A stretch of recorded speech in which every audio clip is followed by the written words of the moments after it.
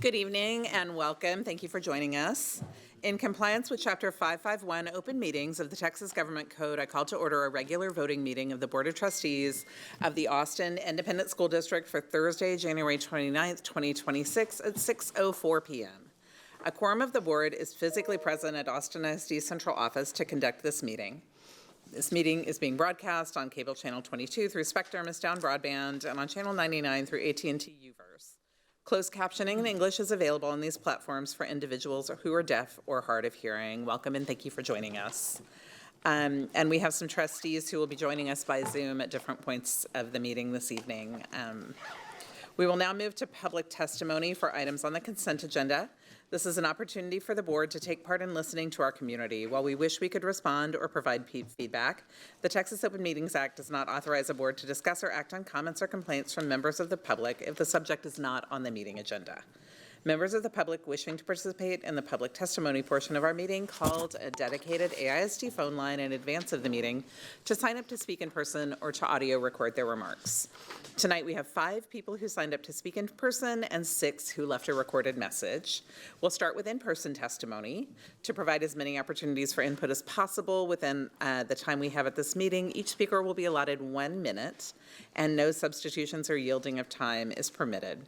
Callers who signed up to speak in person are invited to come to the microphone when their name is called. As you come to the microphone, please press the button to turn it on. You'll see a light, and when the buzzer sounds, please make a final thought in 1 sentence. Whether you come to give a complaint or praise, please reference any staff member by position or by abbreviated last name. And we ask that all audience members, whether speaking or not, please show respect for others at all times. Our in-person speakers tonight, our first 3 are Adam Sparks, Libby Chanel, and Nicole Sharon Schultz.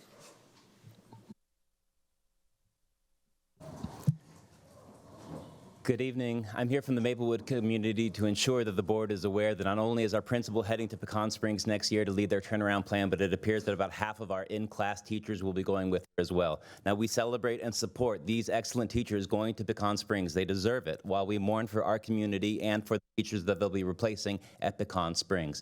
We'd like to ask if a new principal can be appointed as soon as possible so that we can restaff, especially considering how hard it's going to be to staff up a school when the school is scheduled for closure in a year. So the larger question is, why must Maplewood stay on the chopping block for another year? The concept of a financial emergency that requires immediate closures has passed. That is no longer a valid argument. The main argument I seem to be hearing is the plan is the plan, as if the plan cannot change. If we require more school closures for this district, then I ask to go through the correct process with real community engagement that looks long-term at the financial health of the district, especially when considering that closing Maplewood would save 0.01% of AISD's operating budget. Please allow us to be out of limbo so that we can hire the teachers that we need for our students for this upcoming year and appoint a principal as soon as possible. Thank you very much.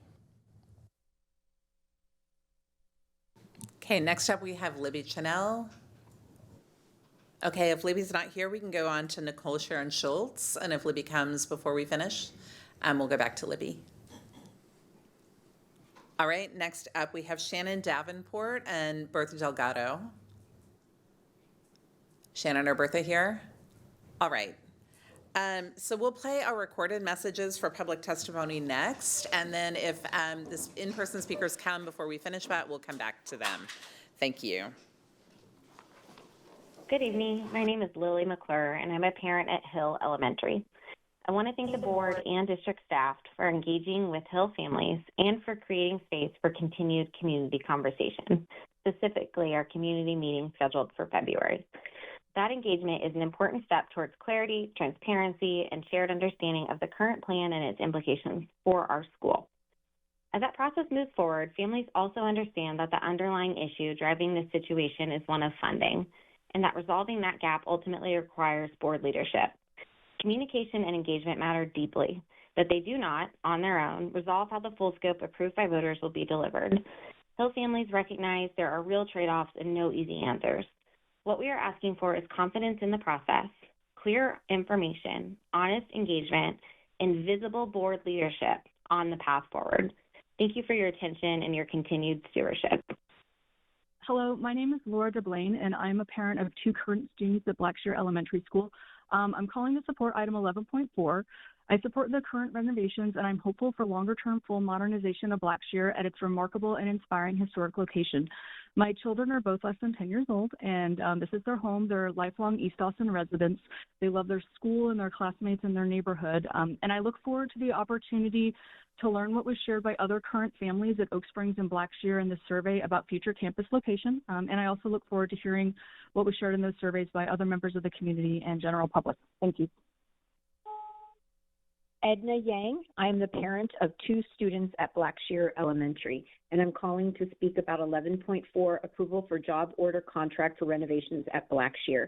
I am in support of the renovations for the elementary school, but I also would like to know the responses to the surveys from parents who support the renovations and full modernization of the school itself, and what will be happening moving forward with the building and the elementary after the consolidation with Oak Springs.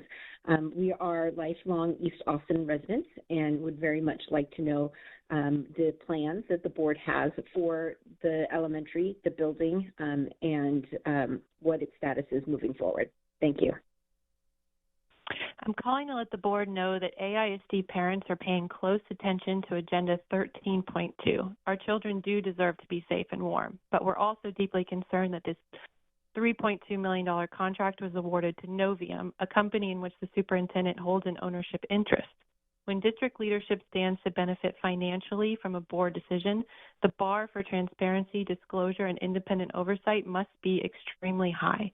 After closing 10 schools, the district now sits on almost $250 million in land value. With assets of that scale, the district should be able to be more creative in addressing budget challenges and take closures off the table. Closures harm and displace children and destabilize communities. Instead, focus on making enrollment easier, invest in lower student-to-teacher ratios, and provide the stability kids need to succeed. If the board votes yes tonight, it should clearly represent a commitment to this school's future and to no more school closures. Thank you. Hi, I am a homeowner and AISD taxpayer. I'm here to speak on 13.2. I appreciate the board's time and transparency around the agenda item 13.2. My question is about timing and consistency.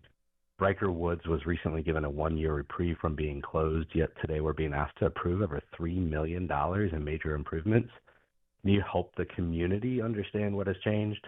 Does moving forward with HVAC, leaf gutters, window upgrades signal that this school is actually going to remain open beyond this 1-year reprieve? And if these investments are being justified as necessary for student comfort and safety, why are similar improvements not being advanced at Maplewood and Palm with known multi-year HVAC issues and the issue around comfort of students? But they also remain on that closure list. Clear guidance on how these decisions align with long-term campus planning would be greatly appreciated. Thanks. Have a wonderful day. It's Marie, parent of children with disabilities in Austin ISD. I'm calling on the superintendent's report on the enrollment trend findings. We keep saying lower birth rates and immigration challenges, cost of living. Cost of living is actually down in Austin, and the administration would do good to understand that people are voting with their feet. And we need to include that and how Austin ISD can improve on partnering with parents, its treatment of families and students, particularly students with disabilities, and how Austin ISD can actually reflect and improve so that families are choosing Austin ISD. Thanks. Also, no third future schools and their enrollment data is still inaccurate and incorrect. The numbers also don't add up. Thanks. Bye. Thank you. This concludes our recorded testimony. We're going to come back to some people who weren't here when we called and see if any of our in-person speakers have gotten the chance to get here yet. We have Libby Chanel, Nicole Sharon Schultz, Shannon Davenport, and Bertha Delgado in that order, please. Thank you. Welcome. Glad you made it.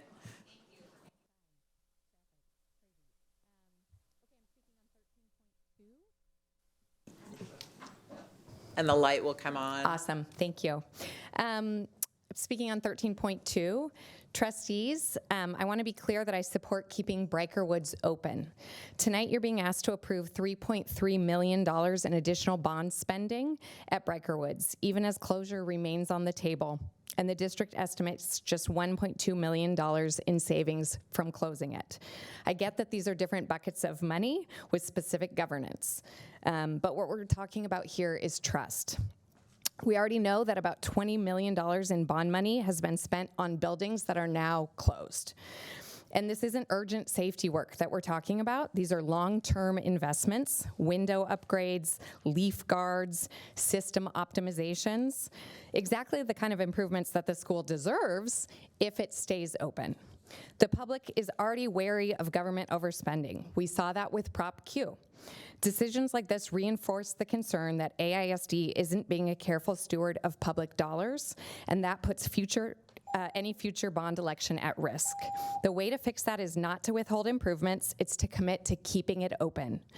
Bond dollars aren't money from the past, they're borrowed dollars that we are still paying back with interest. How you treat that right now really matters.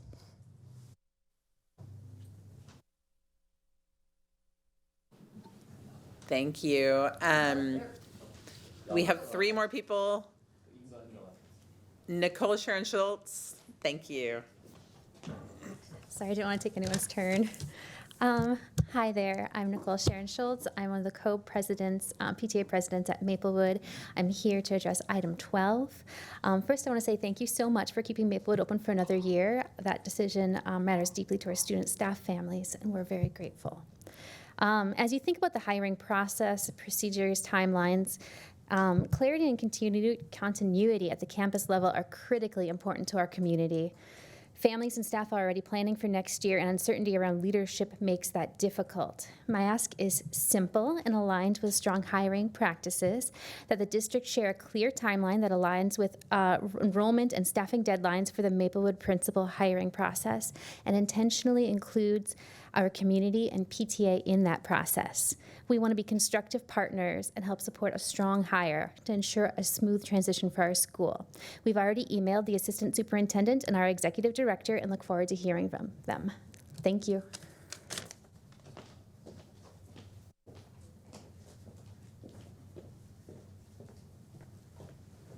Trustees, on August 11th, the superintendent sent an email titled "Building a Stronger Future for All Austin ISD Students." In it, he wrote, "This is not a list of schools that are closing," and promised a process that would explore boundary adjustments, program moves, policy changes, and other options before closures. That's not what happened. Instead, communities were presented with closures first without meaningful engagement on alternatives and transparent data. We families have been left to patch the numbers themselves to make sense of it, and when you actually look at the math, the closures don't even solve the problem that we are supposed to address. We know from history that school closures accelerate attrition, something we've all talked about a lot here, often 10 to 20%, which is a serious amount, and I think you've heard already from other callers some serious concerns around this. It doesn't make the financial situation better, it makes it, make it better, it makes it worse. At Maplewood, as you can probably tell from our crew here, we are working diligently to bring you constructive alternatives. Sorry, I didn't get to the meat here. We have ideas for recurring savings through energy efficiency, through solar, through revenue-generating use of underutilized spaces with city parks, and yes, even real ideas to improve enrollment if the district is willing to listen, because we've all done it many, many times. We've tried to engage in the betterment of the district, and we are still trying. So my question goes back to that August 11th email. If that was too early and now is too late, when is our opportunity to bring these ideas to the table? And if I can just say one extra thing, if we can please not close any schools or move buildings around while children are not safe in their communities. We need our schools to be safe spaces right now. I think everyone can agree on that. Thank you. Thank you. The last person is Bertha Delgado, if Bertha's had a chance to be here. Thank you so much. Good evening. Thank you. I want to address my trustee and the Board of Trustees for East Austin and regarding the Brook Elementary community engagement. I've been watching the board to see when you are. We're going to discuss the feedback from the residents of the Brook neighborhood area, East Austin, and I have not seen that happen. I'm requesting that you all postpone on L2 11.6 because you are going to want to get a zoning change for this Brook Elementary land, and we are going to stop you all from getting the zoning change at City Council because the neighborhood still feels left out, that you all have not considered our feedback. The developer that you all have chosen and the one that you're making a negotiation with tonight, we're asking our trustee, Larissa, and our superintendent and the rest of the board to not move forward on that. We have a lot to discuss. You want to sell this property by August so you can offset the deficit of what you all owe. We're not ready to sell. We're not ready for you to demolish our building, and we're not ready for you all to just erase all the schools from East Austin. So please take us in consideration and show us some respect. Thank you. Thank you to all of our callers and all of our in-person testifiers. This concludes our public testimony, and as a reminder, please feel free to share comments by email with the board at trustees@austinisd.org. Our next item is the President's Report. I would like to take this opportunity to recognize Board Appreciation Month and all of the dedicated colleagues on our board and across the state who serve our community and other Texas communities with care and commitment. Trustees are elected volunteers.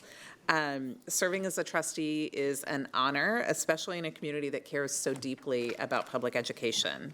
It is an opportunity to listen, to lead with integrity, and to help shape decisions that support our schools and our students and our staff. Trustees serve because we believe in this community and collaboration and in the power of thoughtful stewardship to make a lasting difference. We have deep faith in the power of public schools to change lives, strengthen communities, and build strong futures. And we're also deeply grateful for all of the wonderful, creative, thoughtful gifts we have appreciated, that we've received, all the beautiful art created by our students and our schools, and we're very proud to display all of that in our board auditorium tonight.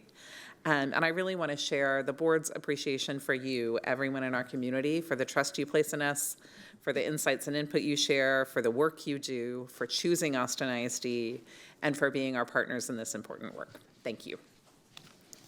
Next up is committee reports. We've posted the written committee reports as an attachment on our board docs agenda to agenda item 4, and it includes 2 committee reports, one from the Board Policy Committee and one from the Austin Education Fund. And next up is our superintendent's report. Thank you. Thank you, President Boswell and Board of Trustees. I have a brief update here regarding a couple different areas, and just for awareness purposes, this time does not count. I mean, it does not count as student outcomes. So it is going to hurt us a little bit. So I want to start off with enrollment and provide an update. I am certainly in agreement with a lot of what I heard from our community members who came and shared feedback with us. One of the things that I am endeavoring to do as we transition and move into the spring semester is really emphasize the fact that enrollment is something that has to be improved upon. It needs to be something that is shared between all AISD employees and staff, but also done in partnership with our community. We think it's a great opportunity for us to partner. We need to put energy and resources behind it.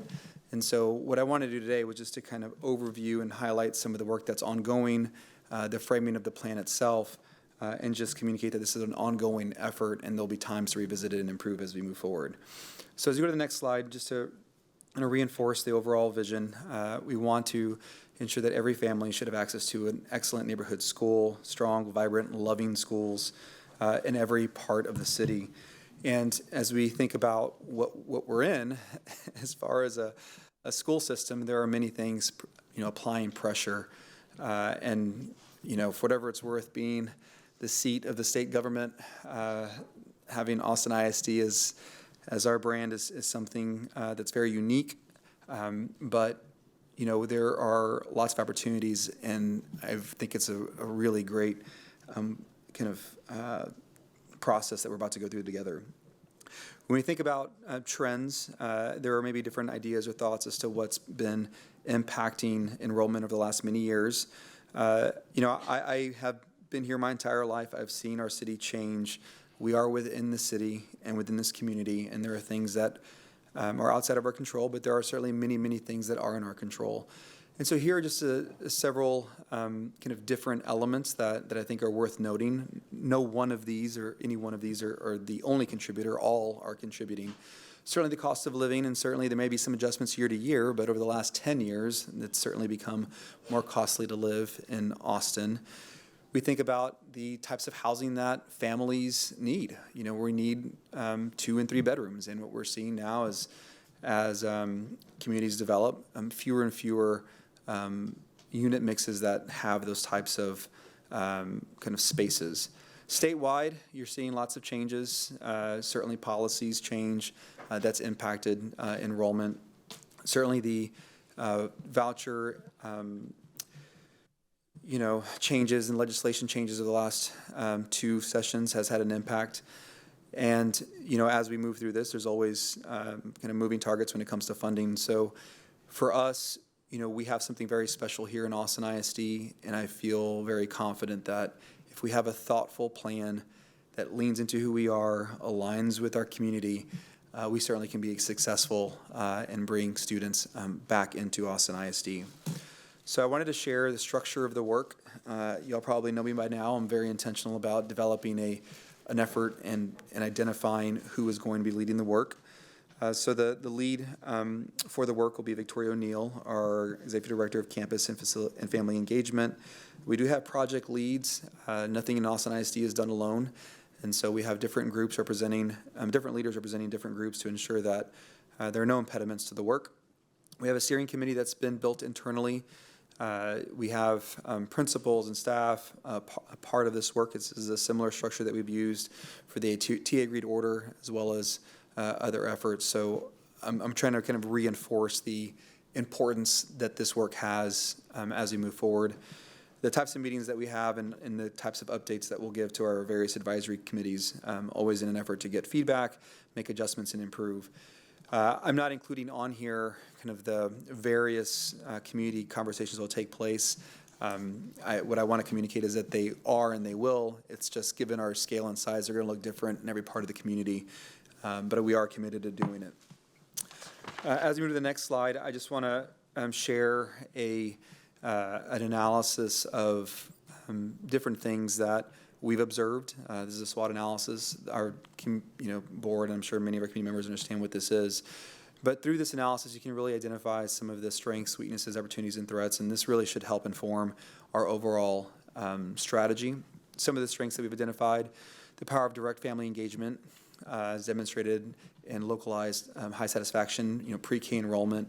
And we've said that here in the dais many times. We have really incredible programs that anchor this school system, and leaning into that is certainly a strength and should be reinforced through this effort.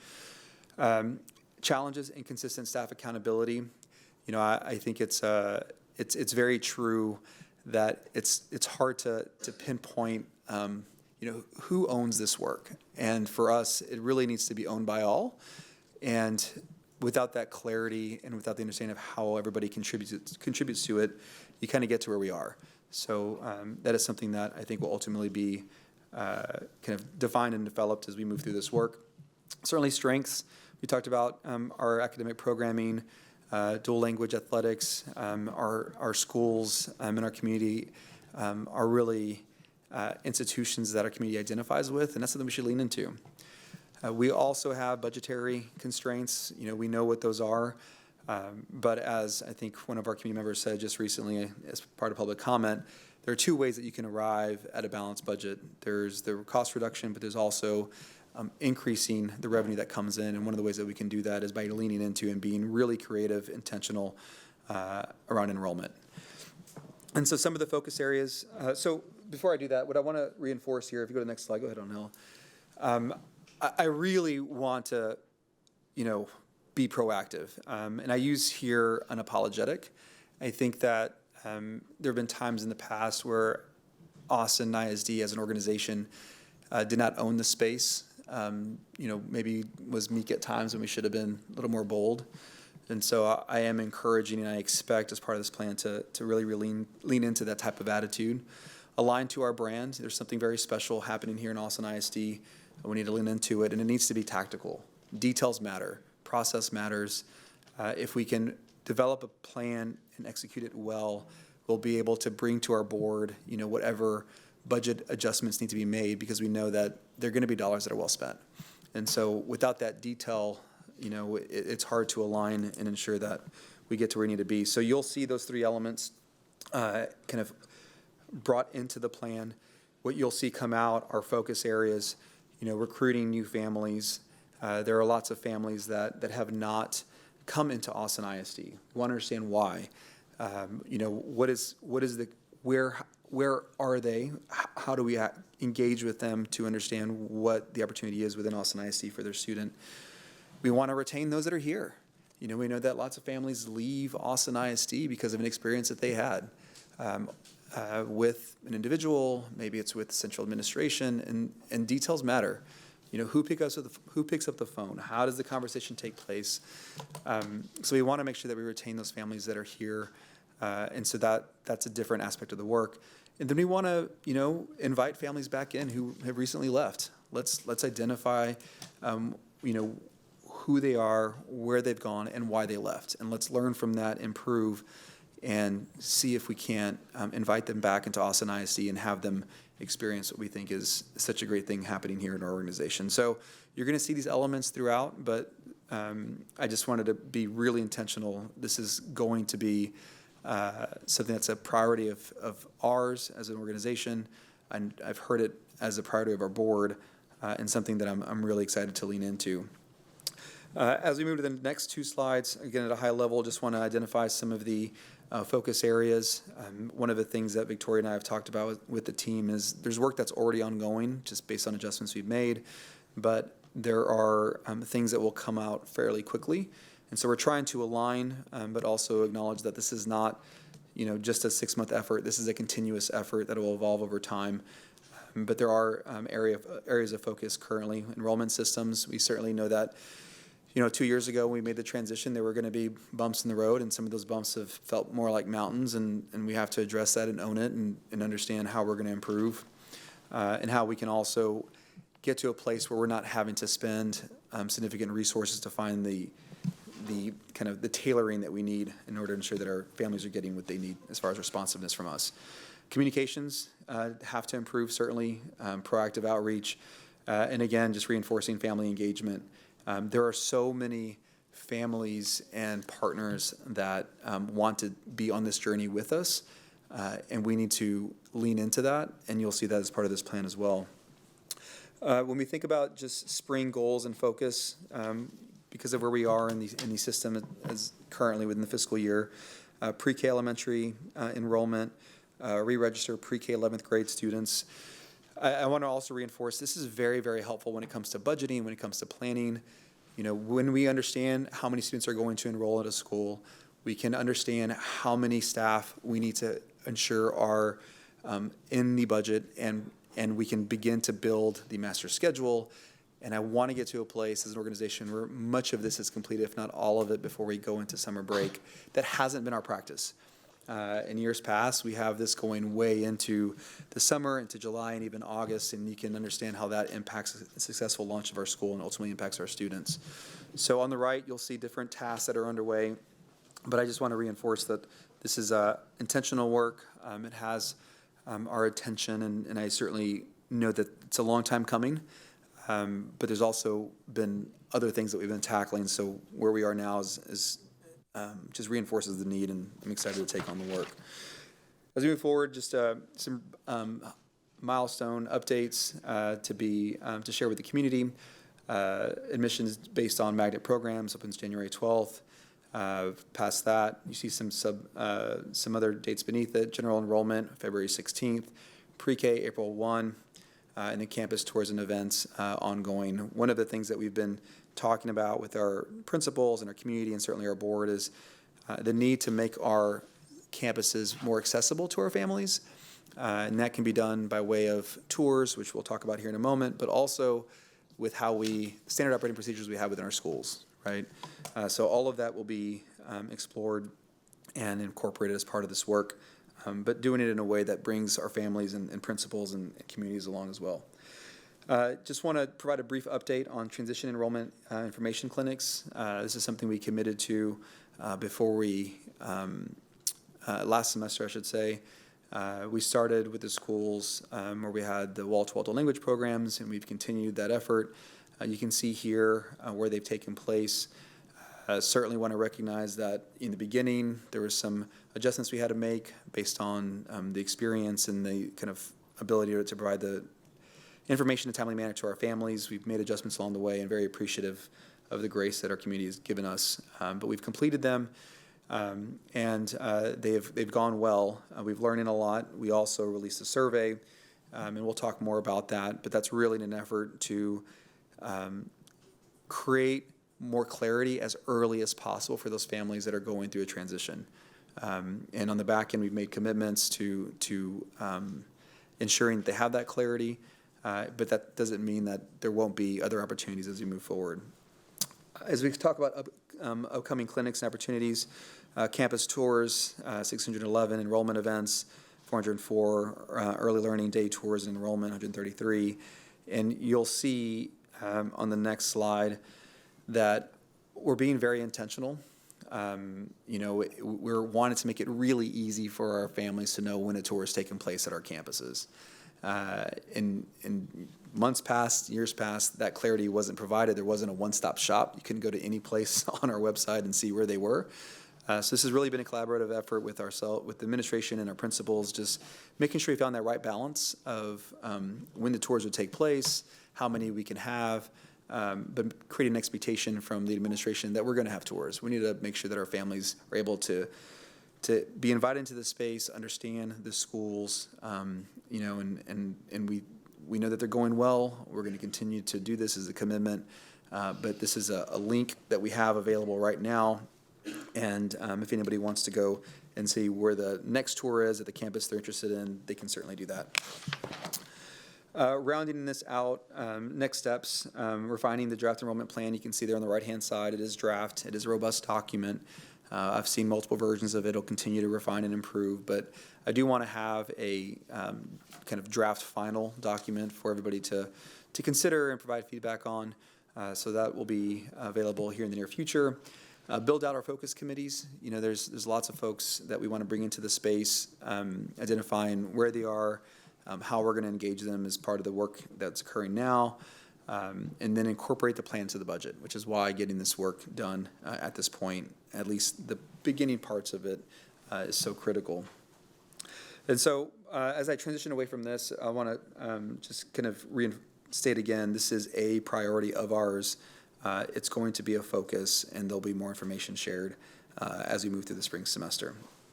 So transitioning to Burnett, Dobie, Webb, TAP update and TAP submissions. This is just a brief update of where we are. I gave out an update at the information session regarding middle of year data for Burnett, Webb, and Dobie. Just wanted to provide an update to our community as to where we are in the process in identifying and potentially partnering with an 1882 partner. Right now, the window that we're in is the 12th through 26th. That conversation, we're still continuing those conversations with potential partners. We're not at a point yet where we can quite make a recommendation, but certainly want to communicate where we are and that we are working very hard to find a partner that aligns with who we are, but also gives us the opportunity to allocate the resources necessary that are leveraged through the 1882 partnership. As we go to the next slide, just one thing I wanted to call out here is that the work has progressed after we made transitions in the middle of the year based on how we closed out the fall semester. One thing I want to call out, it was the dedicated campus teams from central administration. I want to be really clear that everybody in Austin ISD, and specifically in this building, the administration building, need to be aligned and committed to supporting all of our schools. But these schools specifically require more support, and we've built out dedicated campus teams. And so what we're able to do is have central office staff go to the campuses and provide support in a very thoughtful way. You know, having central office staff just go and be there isn't helpful, right? We want to make sure we're partnering with our principal, partnering with our educators, and filling whatever role is necessary to ensure that there's no missed opportunities. So that those teams have been built. I'm excited to say that we released the list and it was filled up immediately, and many, many more people wanted to participate. So a very good problem to have. We are also creating celebration spaces and spaces and times to engage with community, to continue to build culture. I'm committed to participating and being there and working with our campuses to just kind of reinforce how important it is that we do this work together and that we are doing this work together. The last thing I want to give an update on are the TAP submissions. We were notified by the agency earlier, and I guess late last week on the 23rd, that the TAPs that we submitted on the 21st of November were accepted, all of them but two, Woodane and Wynn Montessori. But we do expect those to be approved. Just to be very clear, they were not rejected. They were just, we were just requested to provide additional information, mainly because of the complexity around the turnaround plan. We've already met with the agency. We have guidance and understand what we're going to submit. As far as when we submit that information, I don't have a clear date yet, but it'll be very, very soon. But I do want to take a moment and just acknowledge that this is a, I think it reinforces what we talked about back in the fall semester, where understanding what we're going to submit and having it be accepted is very helpful. If at any point these were rejected, a lot of the planning that took place in December, a lot of the work that we've done together would be disrupted pretty significantly and really cause us to not be able to have a strong implementation starting in August of 2026. So very appreciative of the approval. And again, I do expect Woodane and Wynn to be accepted as well. And there's a link there. We also have it posted on our website. It's on board docs as well. And then as soon as we get clarity around Woodane and Wynn, I'll make sure that that gets communicated out. So with that, I'll conclude my superintendent's update and happy to answer any questions that our trustees may have. Thank you. I appreciate it. We have 15 minutes set aside for questions for this. Any questions? Trustee Kaufman. I believe you made reference to what my question is going to be at the very end of the enrollment plan discussion. You mentioned engaging with people, figuring out what the roles are. Are you specifically referring to engaging with community partners who could help us with the enrollment plan, or are you talking about engaging with families who we're trying to enroll? So it's going to be both. So my question is, what partners are we anticipating engage? Well, like community partners. I mean, there's so many of them, and they're going to be. I mean, they change based on the area in many cases. There are some partners that are in certain parts of Austin, and there are other partners that are in others, and there are some that are over the whole.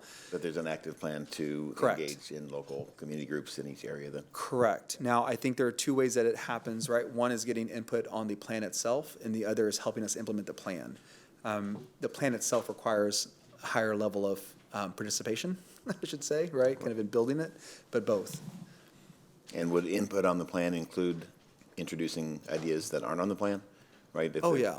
If they already have plans and strategies for engaging community, wouldn't necessarily be saying, you know, they could introduce those ideas as well. 100%. Okay. I mean, in fact, that would be my expectation. I mean, we're building this.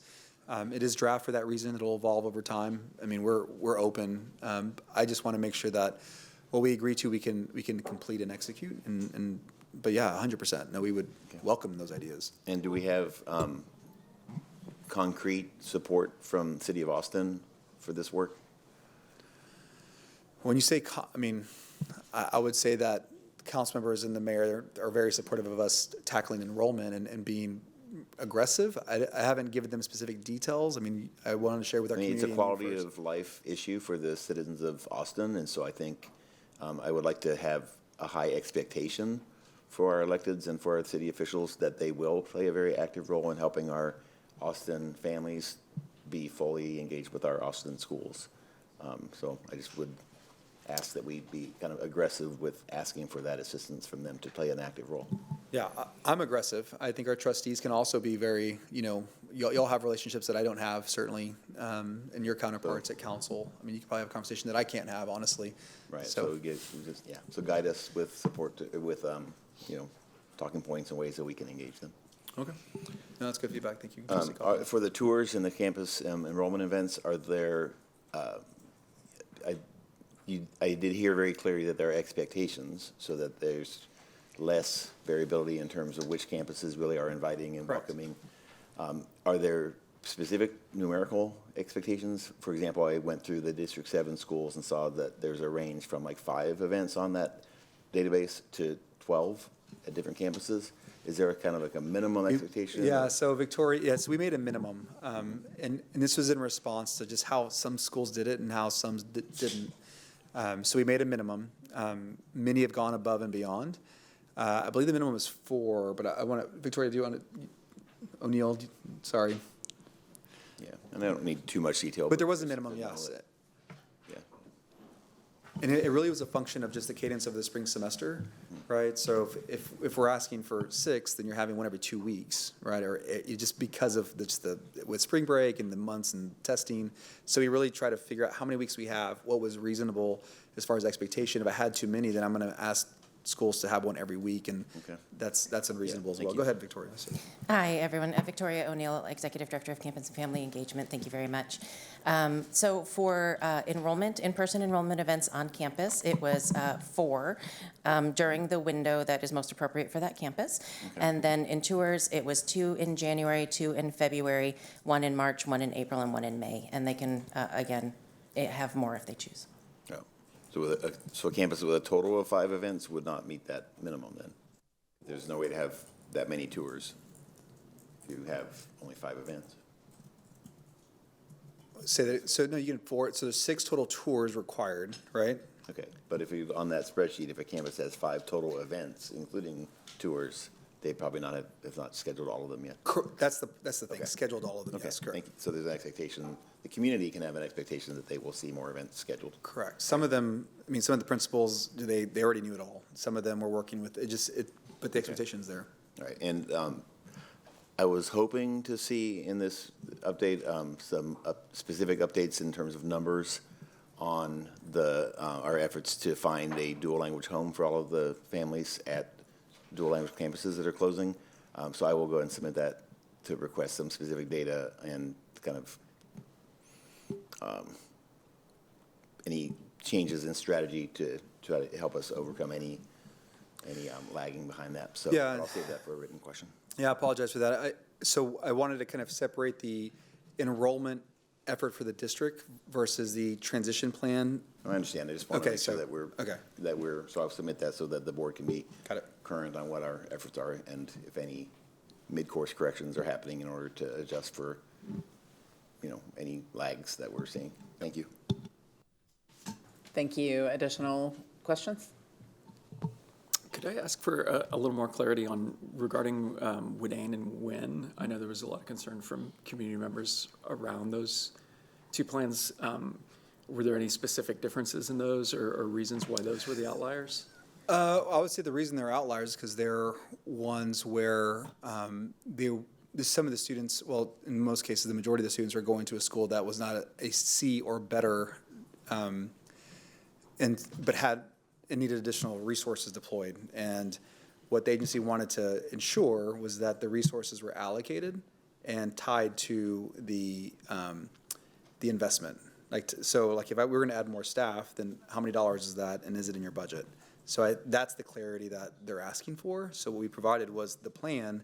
What we didn't do is go and say, out of the money that's been allocated, this many dollars are going to this effort, this sub-effort, this sub-effort.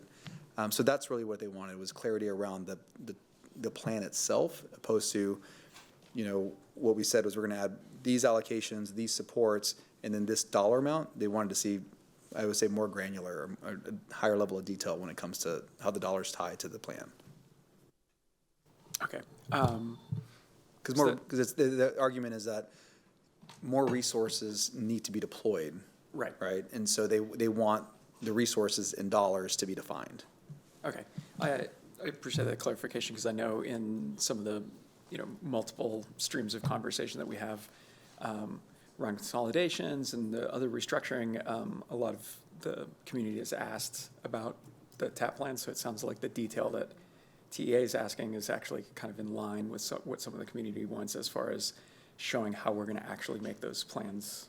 Well, we already showed, they wanted to see the dollars. Yeah, The plan is there. I don't think Right, the argument's the plan. The argument is ensuring that the budget is there to support the plan. Gotcha. Okay. That's really where the clarity is required.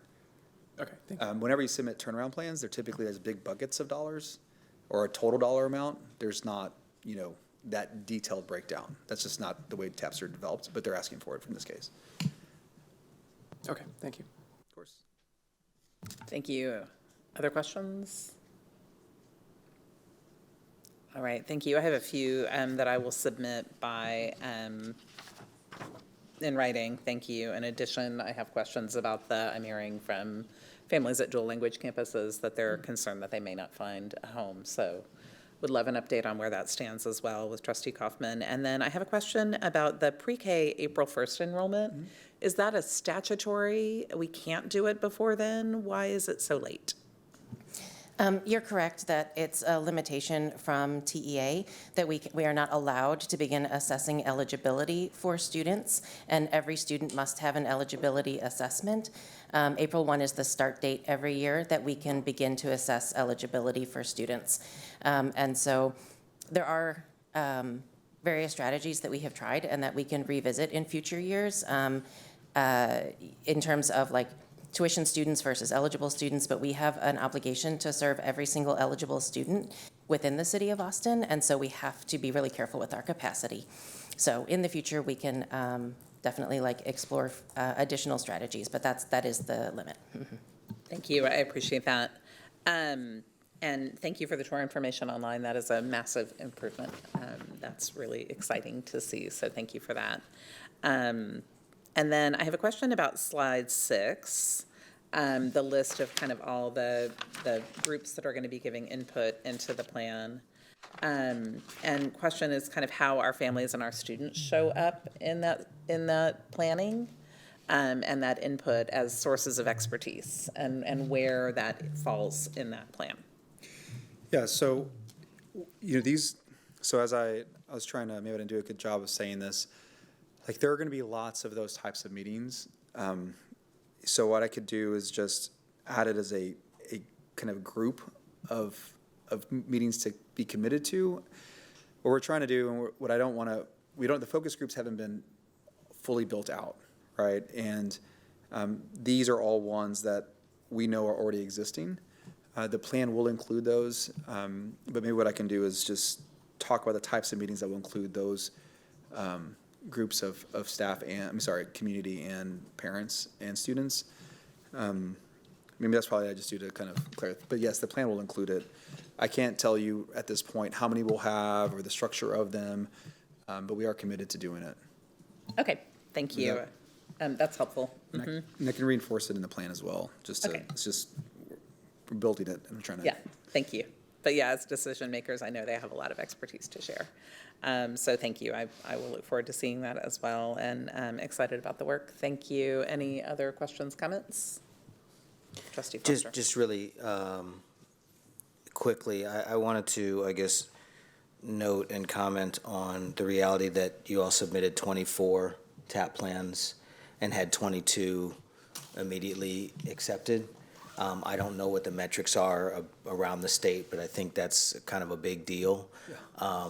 And it's responsive to a lot of heartfelt community concerns around the TAPs. And with 2 that on some document that I was looking at, there's a P. I don't exactly know what the P stands for. Pending, maybe? Pending. Pending. And then looking at the notation and the reasoning for the pending, as you noted, one had to do with the specificity around the funding, and the other had to do with the assignment of students to unacceptable, to UA-rated campuses. And here, I guess I'd like to express gratitude to both community and to President Boswell, Trustee Singh, the whole bunch of trustees who were raising this as a concern. I'm often highly critical of our state folks governing us, but as someone noticed, it's interesting and something I appreciate seeing when there is alignment between state directives and what the community is saying and what the trustees have been saying. And here, it gives an opportunity for the administration to just sharpen so that we get from 22 to 24. So this is kind of, for me, a sort of rare moment that I do want to lift up and celebrate, that we're on a path and there are indications from all the vectors that we're going in the right direction. So thank you for that. Of course. This is one of those things where any combination of those not being accepted could have been very challenging to navigate. So certainly appreciate the team and honestly the persistence in asking TEA for clarification and TEA giving us a space, because we did, provide different thoughts as we went through the entire process. So I am grateful that we were as successful as we are, and I do expect Woodane and Wynn to be successful as well with additional detail. Thank you, and really appreciate the transparency of putting the responses from TEA in board docs on our website for transparency for our community. Really appreciate that, that part of the process too. Thank you all. Okay, can you please introduce the next item? Yes, President Boswell, I'd be more than happy to. Next, we have Joshua Junn, Executive Director of Governance, Accountability and Board Services, to share the District Vulnerability Assessment full report. All right, good evening, trustees. The agenda item is to provide the board with a brief update on the Texas Education Agency District Vulnerability Assessment. TEA conducts this assessment once every 4 years, and it was completed across 85 campuses in our system, in our district, from February 24th through February 27th in the school year 2025-2026. The assessment resulted in more than one corrective action. Because the details involve sensitive safety and security information, those corrective actions and our response plans can be discussed in closed session. This item is for information and awareness, and we will continue working to address all required corrective actions. Thank you. Thank you. Trustees, any questions before executive session about this? All right, if there are questions, we can talk about it later, and we do that there for safety reasons, to avoid showing vulnerabilities. So thank you.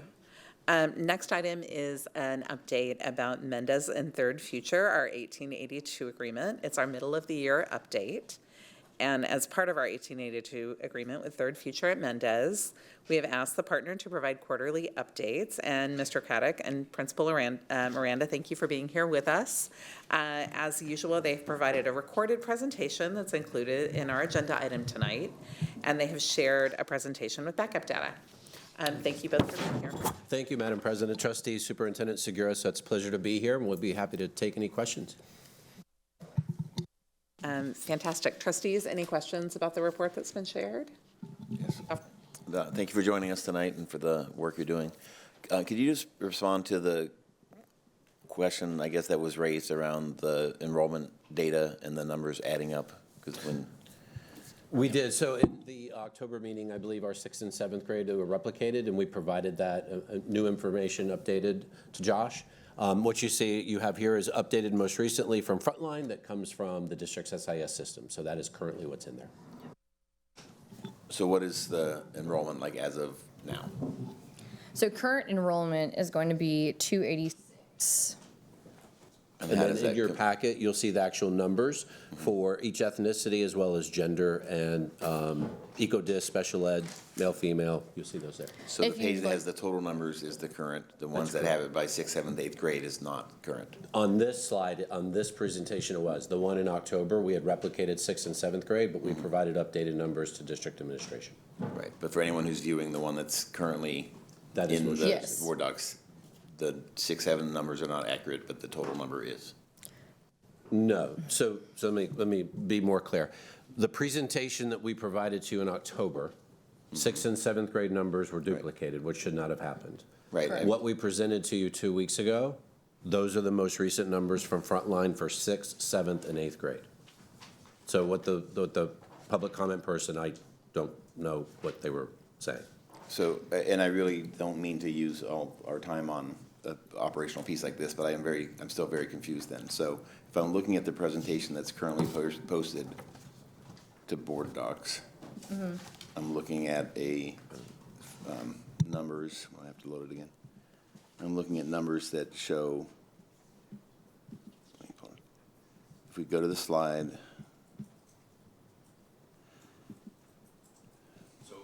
that slide number for 6th grade, slide number 2 says there are 124 females and males. 7th grade, 103 females and males. 8th grade, 107. And if you total those, that's 210 plus, so that's 334. And then the next slide says enrollment's 286. So I'm not sure what I'm misreading or misunderstanding. I don't know what's in Board Docs, sir. The presentation that we have here that we submitted, you'll see the numbers are different. So 6th grade has a total of 58 females, 66 males. Okay. 7th grade, 46 and 57. 8th grade, 50 and 57. I'm not sure what's in Board Docs. We don't have access, or I don't submit that. Okay, so Josh, can you just make sure that we get the upload, whatever the correct data is here explained, so I understand why it's currently correct, or that it's replaced with correct data? Thank you. Yeah, so what do you have on your presentation for the total enrollment?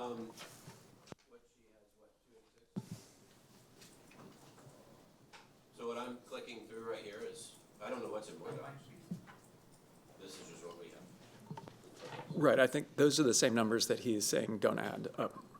So 286 is what we have in Frontline when we submitted, and I didn't. Is your microphone on, sir? Mr. Craddock, is your microphone on? I'm sorry. 286 is what we have and Ms. Miranda provided. I didn't go in and add these in. Actually, I didn't do that.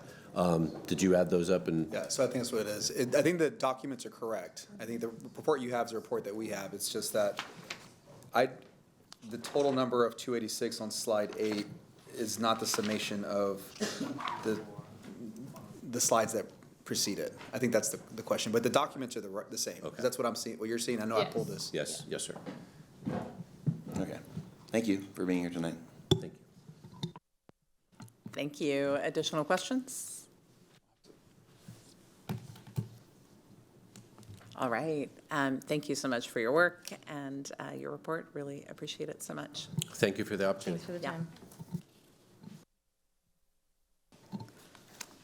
time. All right, our next item is the fiscal audit, and Superintendent Segura, can you please introduce it? Yes, I would like to introduce Katrina Montgomery, Chief Financial Officer, to join us. We've included the video presentation to the agenda item. As a reminder, the financial audit is on tonight's consent agenda to vote on. We are available to answer any questions you may have. And I believe also we have our auditor, is that right? Available online, or sorry, on Zoom, if there are any questions. Thank you. Trustees, questions about the financial audit for the auditor or for Chief Montgomery? Hello, thank you, welcome. Thank you for joining us. Thank you for your work. Good evening. Any questions? All right, for our public, there is a very comprehensive report in Board Docs for anyone who's interested in going deep. Appreciate the work. Thank you. All right, next up is we're going to move to our consent agenda. Are there any consent agenda items anyone would like to pull for a separate vote? I would request to pull 11.6 for further Okay. discussion. 11.6, authorize the superintendent to negotiate and execute a contract to sell the former Brooks site from Trustee De Urioste. Anything else that anyone would like to pull? I guess I'd ask the superintendent and the administration if you would want to add any clarifying remarks on 13.2, and if not, I will not request. It's already a separate vote. it's already for separate vote. You're right. Thank you. Yeah, I was requested at the info, so we just left it. Perfect. All right, anything else? All right, Vice President Whitley Chu, do I have a motion to approve the consent agenda? Yes, I move to approve the consent agenda,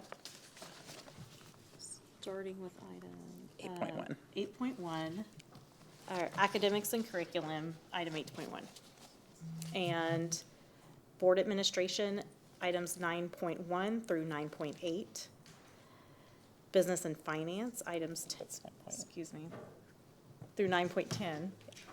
I can go back and say that again.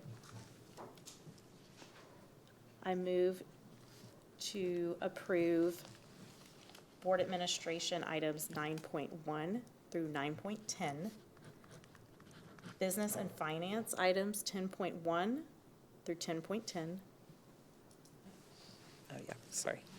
That was I was my right, bad. okay. Sorry, you were right. Facilities 11.1 through 11.6. And that one's 11.5. This is 6. Because we pulled that. Oh, thank you, so sorry. Talent strategy, item 12.1. Yes. All right, trustees, is there a second? Second. Thank you. All right, having a motion by Vice President Whitley Chu and a second by Trustee De Urdieste to approve consent agenda items 8.1, 9.1 through 9.10, 10.1 through 10.10, 11.1 through 11.5, and 12.1. Is there any discussion? Okay, having that motion, all in favor, please raise your right hand. And the motion passes by all those on the dais.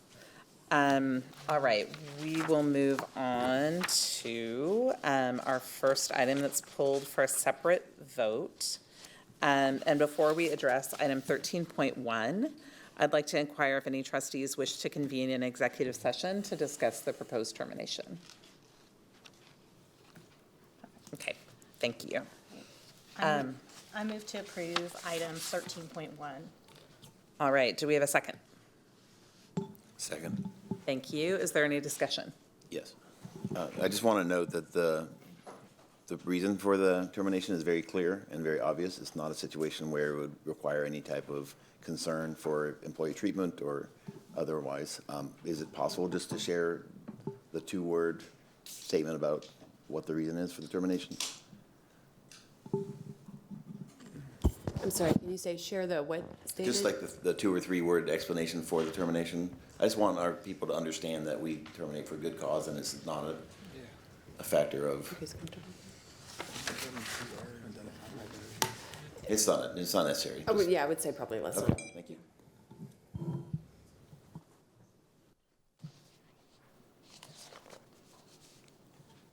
All right, thank you. Any further discussion on this? All right, having a motion from Vice President Whitley Chu, a second from Trustee Kaufman to approve item 13.1. All in favor, please raise your right hand. Any opposed? Okay, the motion passes by all those on the dais. Thank you. Do I have a motion to approve item 13.2, please? I move to approve item 13.2. Thank you. Do we have a second? I'll second. Is there any discussion on this item? I request, as a real estate situation, I would request closed session discussion of this item. Okay. On 13.2? On 13.2? I don't think it's privileged. Not privileged as a real estate item? It's Breaker Woods. It's just bond. Okay, I would request an explanation of the alleged conflict of interest or the connection between a district employee and the owner of the company.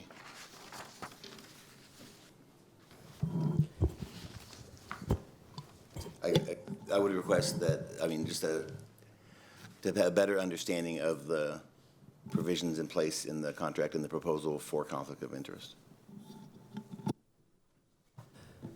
Do you guys want to have a conversation in an exec session about this item before you vote, or Is there anything? If it's privileged, then yes. Yeah, you can have a privileged conversation and conversation under 551.074 if that's necessary before a vote is taken. Okay, thank you. Under 551.074? Yeah. Okay. And then before we do that, we've also pulled item 11.6, which is a real estate conversation. Do we want to have the option to talk about that? Just do one executive session and have the option to talk about that? Is there interest before we vote? You can if you want to. Or should we leave, come back, leave? It's probably, if we're going to leave and come back, it's probably best to leave and come back one time. One time, I think so too. Okay, so is there interest in talking about that one in executive session, or at least having the option? It seems sufficient to just do it, just in case. I agree with that. Okay, so we are going to briefly recess the open meeting at 7:09 p.m. and move to executive session pursuant to Texas Government Code Sections 551.074, 072, and 071. 551.072 and 551.071. When we finish with executive session, we will return to open session to take action on items 13.1 and 13.2 and 11.6. Thank you. We will be back.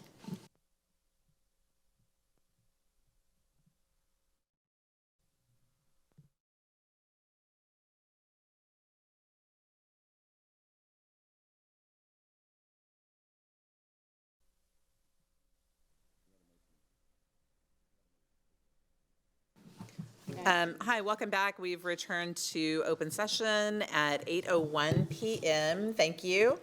We have two items that have been pulled for a separate vote.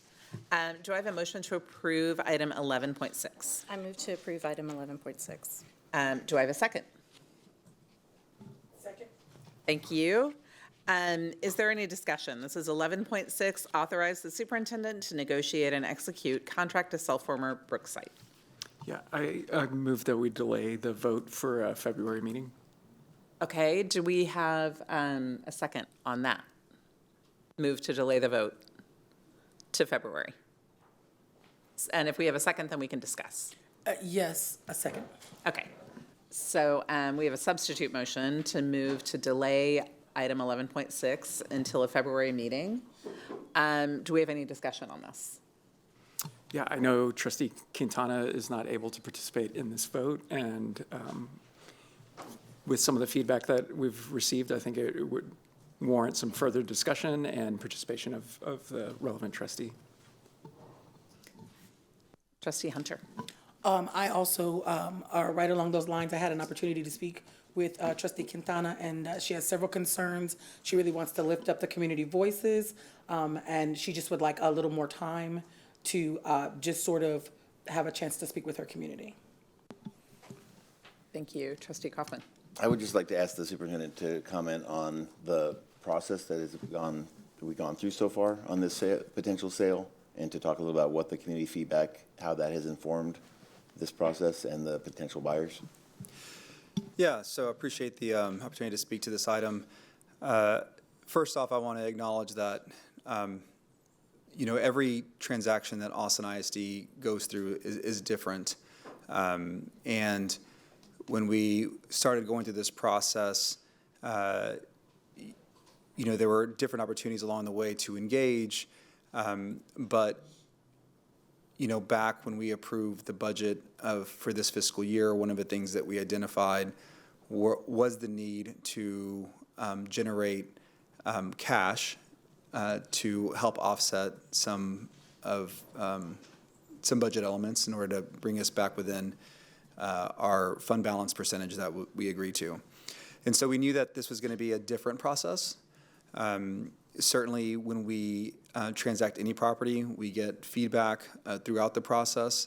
But because it's not a process that we'll maintain ownership for, the ability to incorporate all the different elements and go through a process kind of similar to Anita Coy doesn't exist in that same way. But I want to be really clear that there are many things in the proposal that are responsive to things that we've heard from the community.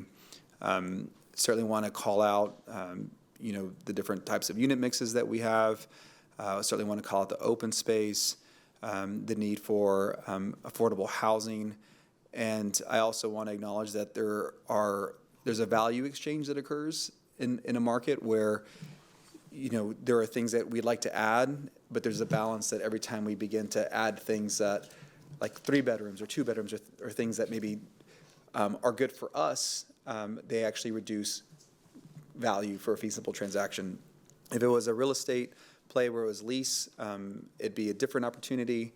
But the challenge here is that we have to close this within the fiscal year.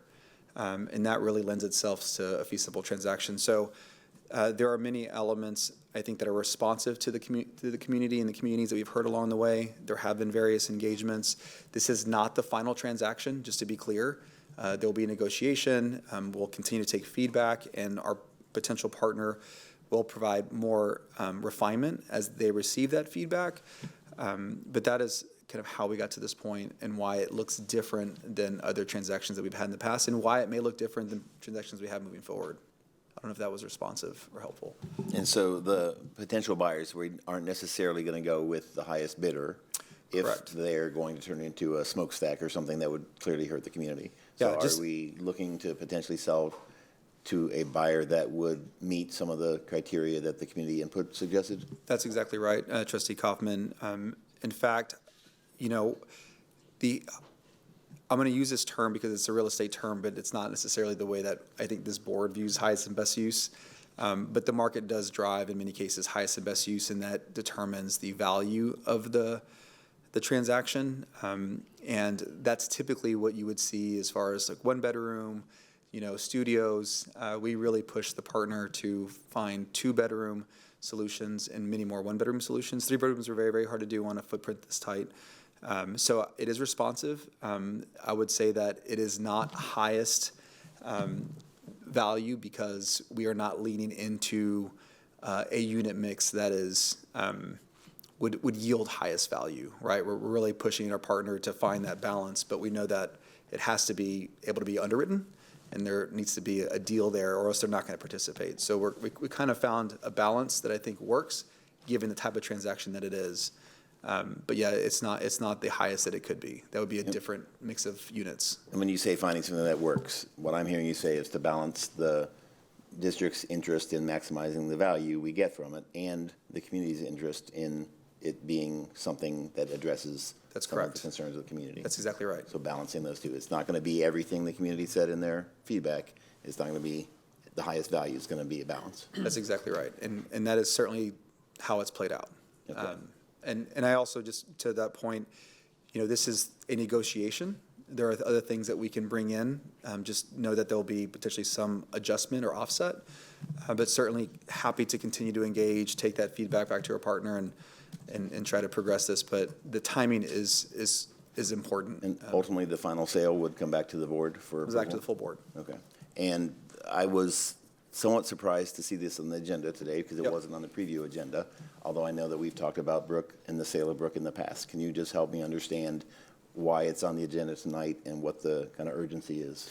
Yeah, so this is a function of timing, and when we have to upload board docs, we were not at a point in the process where we had a final proposer that we felt comfortable going to the board with. That timeline and that milestone passed before the upload was required. So there was no way for us to meet that deadline.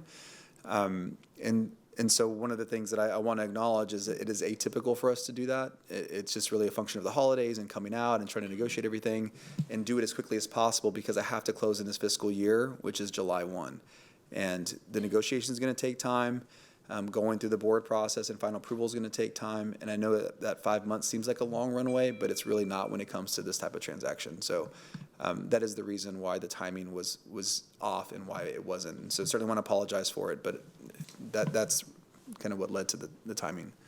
And what are the potential consequences if we don't close by the end of the year? What's the urgency in closing at the end of the fiscal year? Yeah, so if we do not close by in the fiscal year, then the value of this opportunity for a cash injection would be netted out of our budget, which would increase our deficit by that amount. And so this is not a small amount. It is a larger amount. We had built it into our budget, and that budget was passed by the board, so we knew that there were going to be some real estate transactions. If you go back, there's a line item that shows what the summary of those values would be. We didn't call out each real estate item, but we knew the summary would be about that. The sum would be that. And so if we didn't do it, then that would come out. So we would then reduce our projected fund balance at the end of the year. We made a significant increase. We had 15% to 18.6%. That would go back down, which means I'd have to find more cuts in this fiscal year to make it up, right? And as thin as we are, those would be cuts that we had not currently discussed, because it's not part of the plan. But it would cause us to either go back below 15% fund balance, or me cut more in this fiscal year with the time that we have left, which would be very painful. So those are the two things. And I would say lastly, not that this is as big of an issue. I think we could work through this. But a delay does erode trust in the development community. When we transact, they're spending resources, they're spending time, and they want to ensure that those resources result in something. And we certainly don't want anybody to waste money. And so that would create a message that I think is not helpful long term when we think about transactions and partners. Thank you. Thank you. Trustee Quintana has been able to join us briefly, and I think wants to be able to make a comment. Thank you. I'm glad you were able to jump in. And we right now have a motion to postpone this to February. We have a second, and we're discussing that. Thank you. I really appreciate it. I really appreciate that we are taking the time to postpone this and to listen to our community. I appreciate wanting to maintain trust in the real estate and development community, but we also need to maintain trust in our neighborhoods, especially our neighborhoods that are historically significant, where, a building is more than a building. I know that you all know that, especially the ones who are from Austin. So I just want to take a moment just to express that I appreciate the breakdown here of, that this is a different kind of sale than Anita Coy. So that means that there's, different negotiating opportunities and input.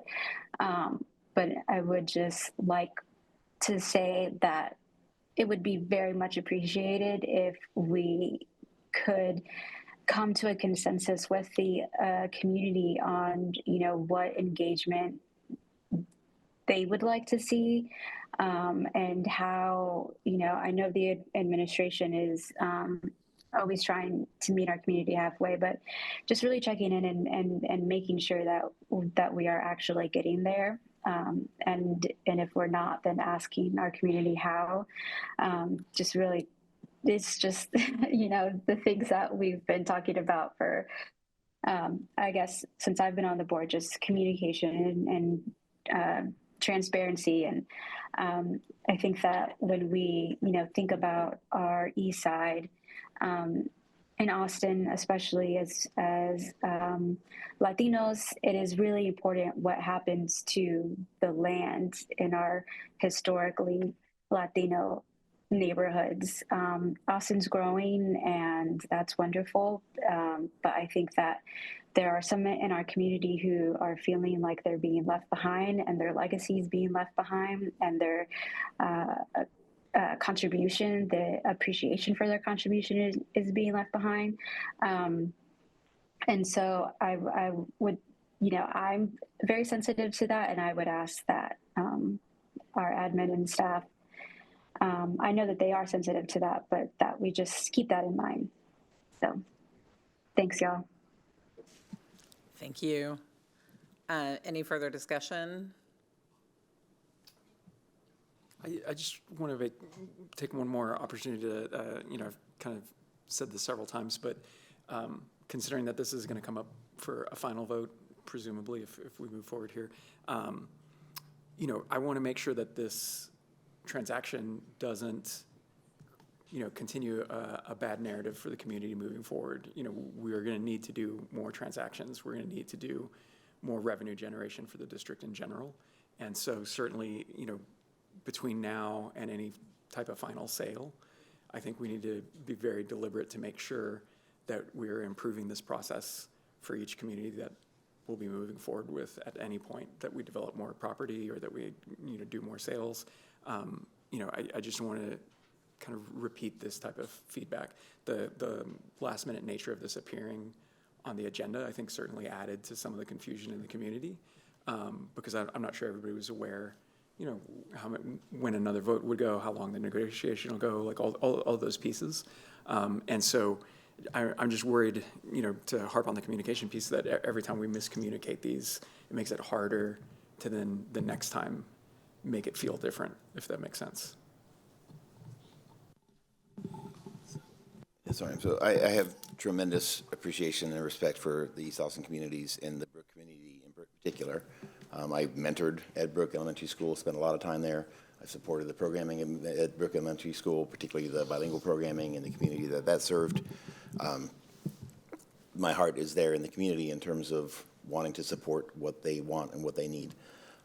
I also want to recognize the demands we've made of our administration in terms of balancing the budget.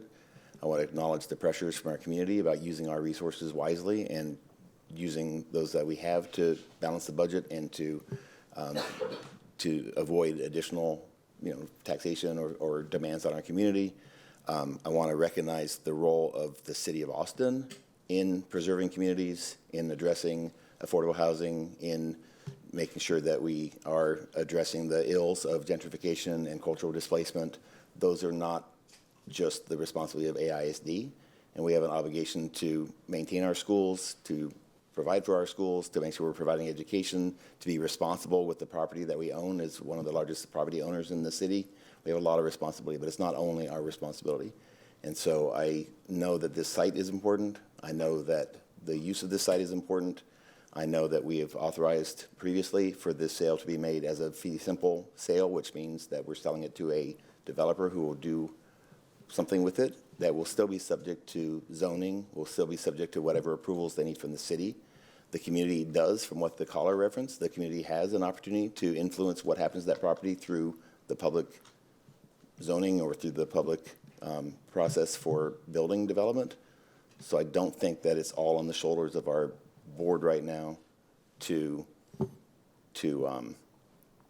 think that it sounds to me like work has been done to listen to the community and balance the budgetary factors with what the community is asking for.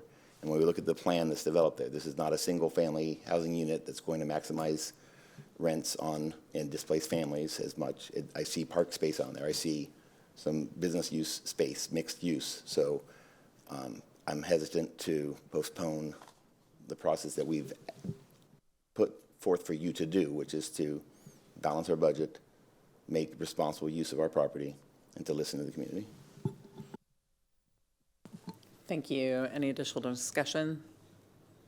Yeah, I just want to say I know that real estate and the work of schools don't often sit comfortably together.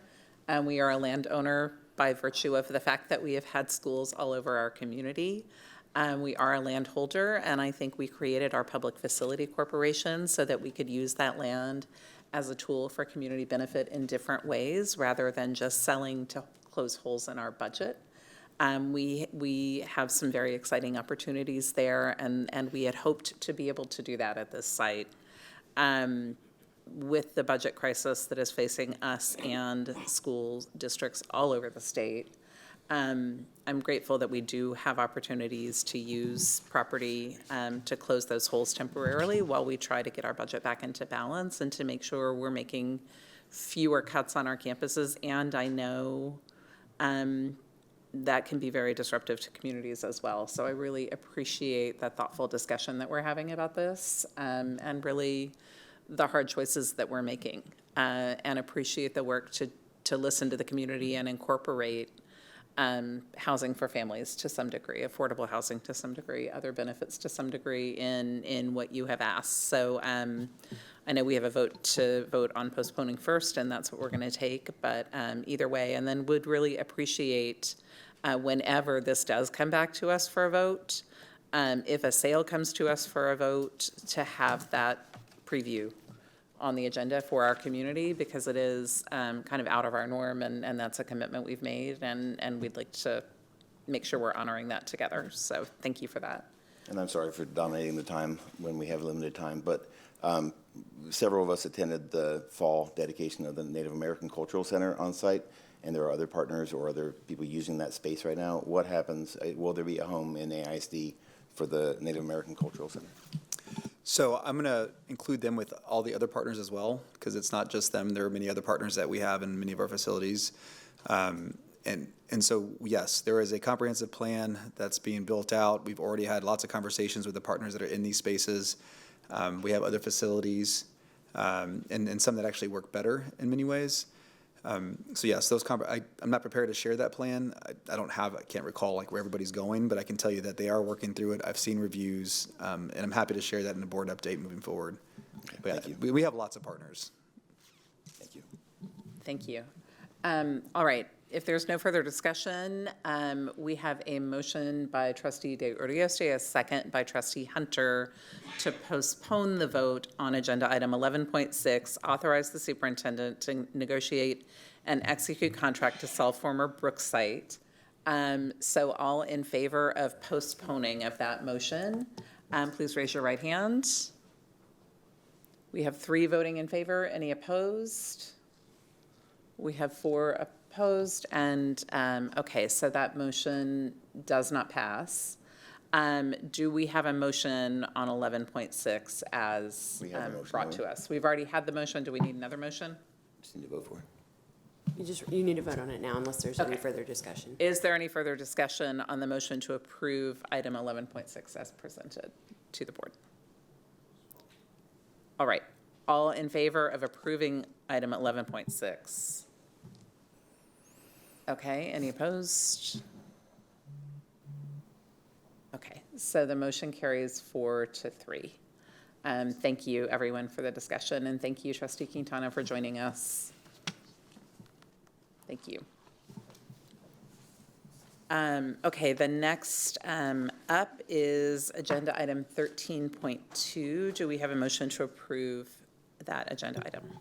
I move to approve agenda item 13.2. Do we have a second? Do we have a second? Second. Okay, is there any discussion? Yes. Yes. So part of our obligation as a board is, our fiduciary responsibility is to ensure that we are responsible with our taxpayer funds, particularly around large contracts. So there is a conflict of interest provision in our contracting process. There is a procurement process that shares, that makes these decisions. Could you please comment on those in the process to ensure that when the board is voting on contracts that we have confidence that any conflicts of interest have been addressed? Yeah, certainly happy to do that, Trustee Kaufman. I think first thing I'd want to say is, our procurement process is governed by Government Code 2269. There are different procurement processes that we follow based on board approval. Those get authorized prior to any bond. We have a department and with attorneys that provide oversight or partner with that department that oversee the entire process. It is a very transparent process. Those who are identified to participate in the selection, none of them are my appointees. I have no awareness and no understanding of who's in them. They're completely isolated from really anybody in administration. They're all isolated kind of to the procurement department. So nor do I select, any partner or vendor. By the time it gets to me, it's gone through the procurement process, which is completely isolated. It's gone through legal review, multiple attorneys. It's checked against disclosures and conflicts of interest disclosures, which mine are online. And then at that point, it comes to the board. So, There are thousands of contracts that we have in Austin ISD, not only bond contracts, but 199 contracts, vendors. It is the same for all of them as well. But in the event that there is a potential conflict that is made, it's aligned with kind of what we have already posted online, and they follow that process. But yeah, I don't have the time to, nor is it's set up in a way to protect everybody, honestly. And if I got to ask either one of our attorneys or perhaps Christine or someone, is it unusual for in this business for us, for the district to sign contracts with where there are owners or employees of that organization who we have a personal connection to or that we know personally? No, it's not unusual. Okay. So in particular for this particular contract, an allegation was made around you being either a co-owner of a business with the president of that organization or having a close personal relationship that might have influenced this decision. Could you please comment on that? So I do not own any construction company, never owned part of Novium. I think one thing that I think Christine is probably speaking to, I grew up in Austin. I've been here my entire life. There are lots of individuals in this community that I know that are all leaders or owners or something. And so it's unfortunate this keeps coming up. I've addressed it many, many, many times, but certainly happy to continue to address it. But no, I don't own any position. Trustee Hunter, you are a consultant and you do consulting work. Have you had contracts with other districts where you have the person who's in that business? Education is a very small world. I've either taught for, been the principal of, I have to usually fill out that form, but yeah, I generally, if there is a conflict of interest, I state it. If there's not, I take the job, and yeah. Okay. So I've had a similar experience in consulting work where I know people with whom I might be doing some work, and yet there's still a procurement process that I have to go through that includes other individuals and includes board-approved processes in those districts to ensure that the contract wasn't made because of a personal relationship or because of trying to do a particular favor for someone. So I just want to be clear that that I, as a trustee, and I believe all of my colleagues, take very seriously the responsibility to ensure that we do not have conflicts of interest, but I'm also very interested in making sure that we address when there is an appearance of a conflict of interest so we can address that head on and not have rumors or allegations. So I appreciate you taking the time to address it. Thank you. Any further discussion on this item? All right. So we have a motion by Trustee Whitley Chu and a second by Trustee Hunter, by Trustee Kaufman, to approve item 13.2, approval of a contract for renovations at Briker Woods Elementary School. All in favor, please raise your right hand. Any opposed? And the motion passes by all those on the dais and by Trustee Quintana on Zoom. Thank you. And that concludes our this portion of our voting meeting. We are going to go into executive session. I am getting to my script. We will now recess the open meeting at 8:28 p.m. Well, I'm sorry to interrupt. Oh, yes, sorry. We have the unusual circumstance where we have another meeting tomorrow, which is entirely closed session. That is correct. I don't believe many people will be watching the introduction to that meeting before we go into the room. So would you just please comment on what the purpose of our closed session is tomorrow and what we'll be doing? Yes. Christine, can you share a little bit? Yeah, the purpose of the meeting tomorrow is just to follow up on the superintendent's annual evaluation and also to level set for the upcoming evaluation never ends, upcoming evaluation year and establish priorities for that work. And for the public, the reason that we're holding a separate meeting is you might not be surprised that sometimes these meetings end very late, and we're not at our best to have these really important discussions together. We want to be a strong team. We want to be supportive of the superintendent. We want to have those conversations back and forth together in a really thoughtful way. And so we have chosen to do it as a separate meeting this year. So we're not doing it at 10:30, 11 at night, 1 in the morning. We're not at our best, and so we've chosen to give this very important topic its own space so that we can be at our best and our freshest together to have these important conversations. So that's what we'll be doing with our Friday evening. So thank you all for that. So we will now recess the open meeting at 8:29 p.m. and move to executive session pursuant to Texas Government Code Sections 551.074, 551.072, 551.073, 551.087, 551.076, 551.0821, and 551.071. When we finish with our executive session, we will briefly return to the open session, and we will possibly take action on agenda item 15.1, which is to consider and take appropriate action to select board officers. Any vote that we take in adjournment of our meeting will be recorded and included in all replays of tonight's meeting. And thank you for joining us, and have a good evening.